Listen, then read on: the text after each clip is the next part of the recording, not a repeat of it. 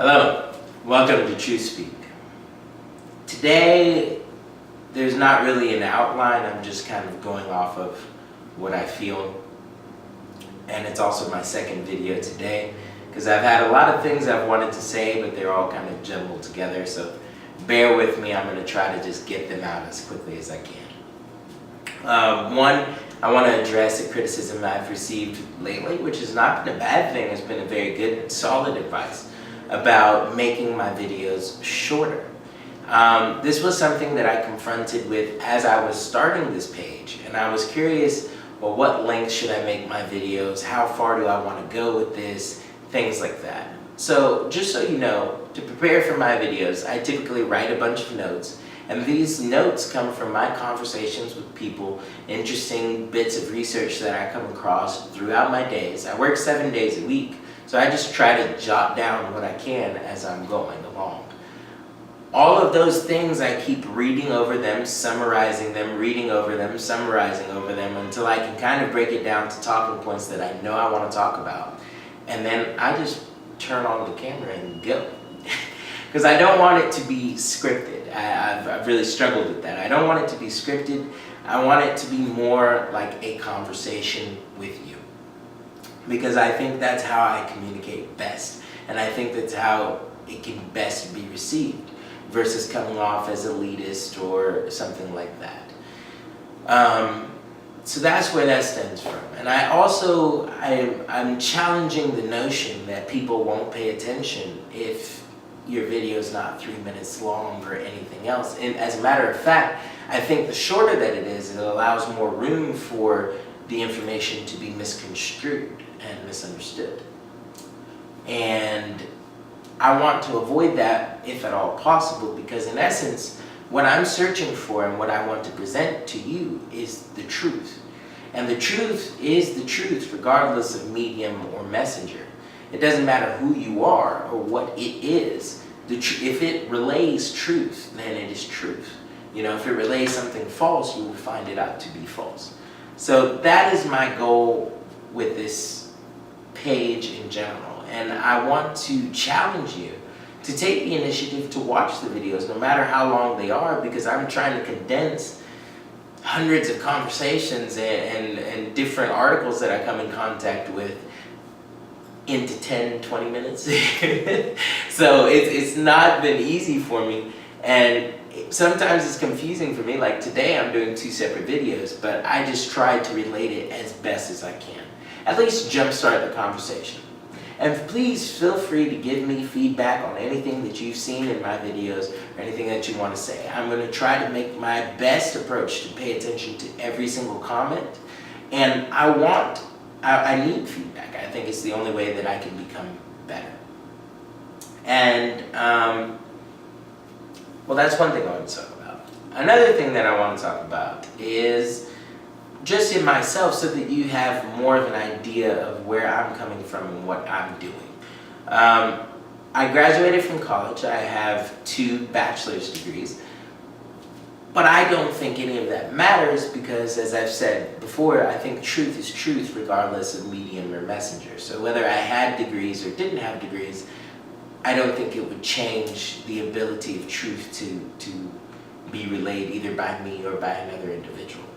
So that's there.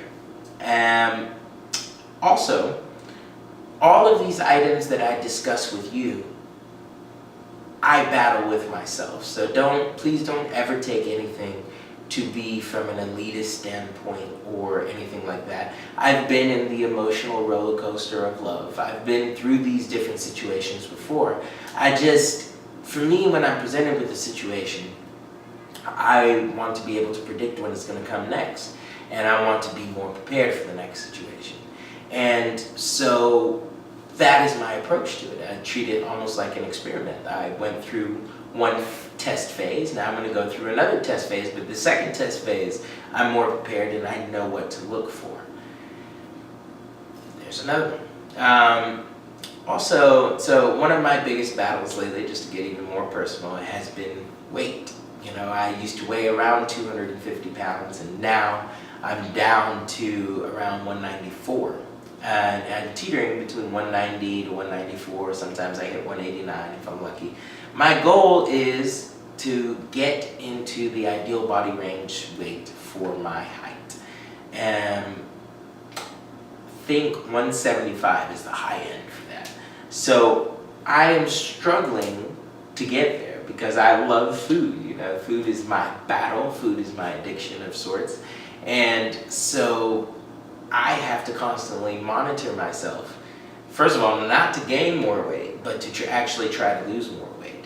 And that's just a little bit of insight about me and who I am personally.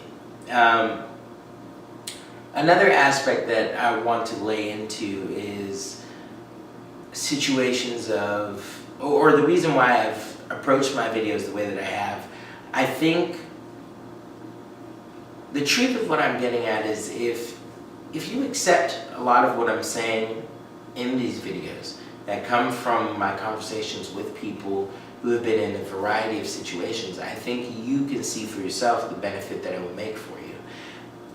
It's not necessarily the most popular thing to do, but it is beneficial to you, and it helps you to avoid situations that could cause you problems.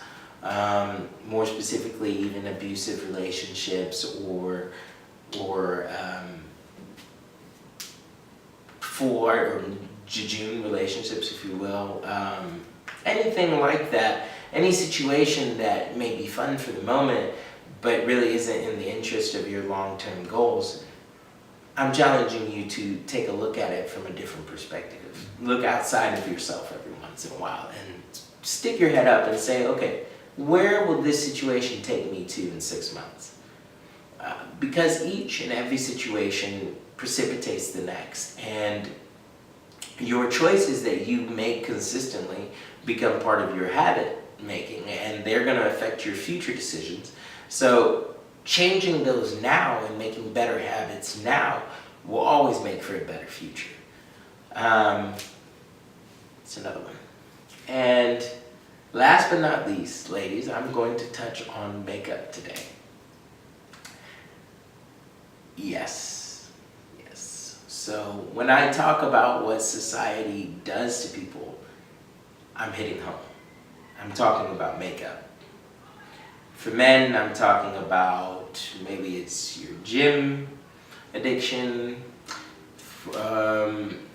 all the masculine things that are shoved towards you. But ladies, just to focus on you a little bit today, makeup is perhaps the biggest societal force that I have seen on most people here in America.